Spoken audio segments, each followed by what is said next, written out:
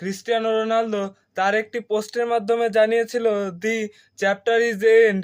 আমরা সবাই হয়তো ভেবেছিলাম যে ক্রিস্টিয়ানো রোনালদো হয়তো অন্য কোথাও আহ, অথবা অন্য কোনো ক্লাবে পাড়ি জমাবে, তবে এটি সম্পূর্ণ ভুল। কেননা ক্রিস্টিয়ানো রোনালদোর নতুন চুক্তি হয়ে গেছে আল নাসেরের সঙ্গে, এবং ক্রিস্টিয়ানো রোনালদো সেই চুক্তিতে 15% মালিকানাও কিন্তু ক্রিস্টিয়ানো রোনালদো পেয়ে গেছেন।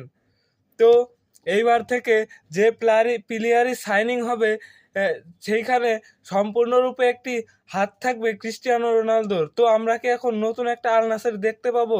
এবং যদি ক্রিস্টিয়ানো রোনালদো আল নাসেরকে তাদের তাদের দেশীয় ক্লাবের চ্যাম্পিয়ন করতে পারে, তাহলে তাকে এক্সট্রা 95 কোটি টাকা, যেটা কিনা বাংলাদেশি টাকায় হিসাব করলে বেরোবে প্রায় 95,000 কোটি টাকা, এই পরিমাণ অর্থ শুধুমাত্র তাকে একটা লিগ জেতার জন্য দেওয়া হবে।